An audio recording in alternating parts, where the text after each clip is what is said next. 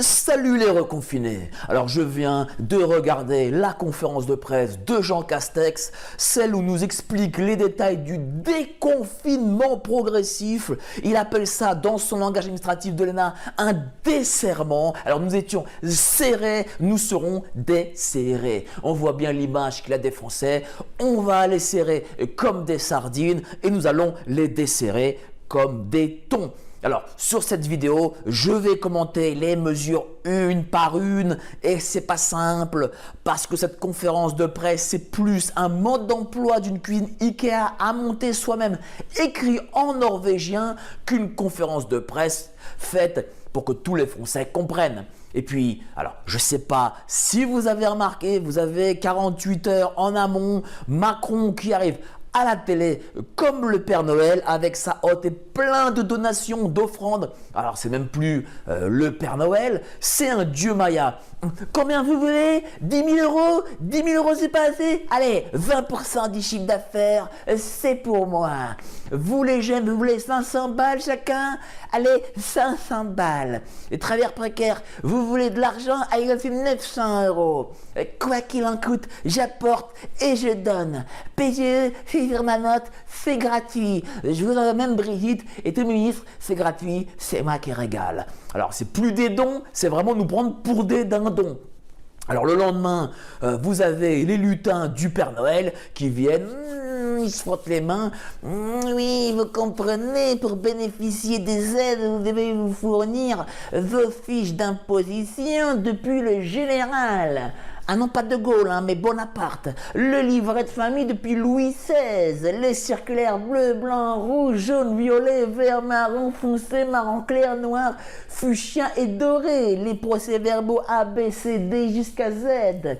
Vos bulletins de salaire, de santé, scolaire, judiciaire, municipaux de votre commune, tant qu'on y est. Des justificatifs de domicile, d'état civil, déplacement professionnel, bancaire, Navigo, d'absence et une photocopie de votre pièce d'identité et nous daignerons vous aider, bien entendu, avec une limite à 20% du seuil proratisé de la première année si celle-ci ne dépasse pas la limite maximale de la TVA à 10% de l'article 293B du CGI et que vous exerciez une activité non commerciale à but lucratif avec un statut de SARL ou de SA et si votre chiffre d'affaires permet de bénéficier du régime micro selon la loi 145-34 alinéa 4 du Code de commerce modifié par la loi numéro 2012-387 du 22 mars 2012 article 2.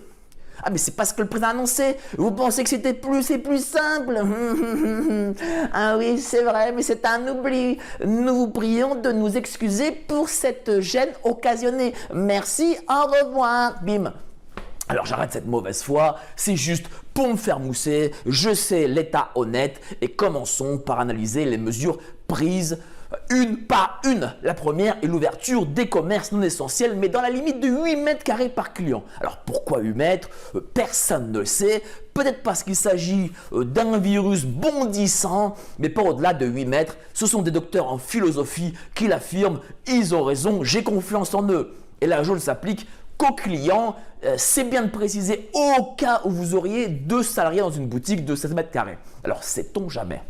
Ah, une précision, c'est si votre surface de vente est de 15 mètres carrés et vous avez 2 clients, pour ne pas chasser un client tout en respectant la jauge officielle, vous devez absolument ouvrir la porte et faire dépasser le bras droit, si possible, de ce client afin que son corps ne représente que 80% de la surface autorisée. Alors, pour les grandes surfaces, au-delà de 400 mètres carrés, il est demandé au magasin de posséder un système de comptage.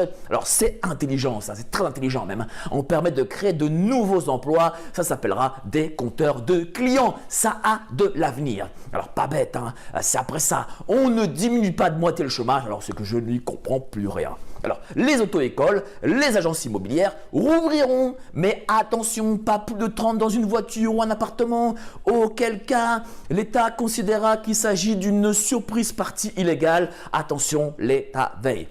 Alors les restaurants, les bars, hôtels, là, il n'y a pas d'ouverture avant le 20 janvier 2021. Mais en contrepartie, car il y a une vraie contrepartie, elle est pensée et réfléchie, ils ont cogité et pas n'importe comment, on organisera en 2021 l'année de la gastronomie française. Alors réjouissez-vous, cette année, on vous l'a dédié exclusivement à vous, restaurateurs, patrons de bar, hôteliers. C'est votre année, l'année 2021. Franchement, c'est magnifique. J'en ai les larmes aux yeux. J'ai envie de pleurer. Je ne m'y attends pas. L'année de la gastronomie française. J'espère que les professionnels, si d'ici là, ils sont encore vivants, remercieront M. Castex de ce geste si chevaleresque. Et s'ils ont à redire, alors c'est que vraiment les Français sont des râleurs et ne sont jamais contents. On ne sait pas ce que c'est. On s'en fout, ça s'appelle l'année de la gastronomie française et c'est beau. Alors Noël, vous pourrez le fêter, mais attention, ça ne veut pas dire que vous pourrez le fêter quand même. Vous comprenez la petite subtilité? Alors vous le limitez en nombre et vous faites comme l'exige le professeur Rémi Salomon, avec vos vieux dans la cuisine, pas à table. Alors vous aurez droit de manger votre dindon marron dans le salon, mais vos grands-parents seront dans l'obligation de changer de pièce et n'auront droit pour l'instant qu'au boudin blanc. Alors pour les huîtres, nous devons encore rédiger le décret. C'est pas encore fait, on consulte le conseil scientifique, il est possible que ça saute, c'est possible. Mais au pire, les vieux se rabattent sur les moules, ça c'est autorisé. Alors comme cette année, Drucker est malade, pour vos seniors, l'État vous enverra en DVD la compile des meilleurs moments de Vivement Dimanche, ainsi qu'en bonus les medleys de Sacrée Soirée avec Jean-Pierre Foucault et en bonus au plus Annie Cordy. Voilà, comme ça ils auront de quoi s'occuper dans la cuisine. Pour la Saint-Sylvestre, il est possible, comme le préconise le professeur Christophe Barbier, grand scientifique reconnu mondialement, que le nouvel an soit décalé au 16 juin. Comme ça, grâce au gouvernement, vous vivrez 6 mois de plus. C'est quand même pas négligeable, 6 mois de plus. Alors, pour les vacances à la montagne, c'est possible.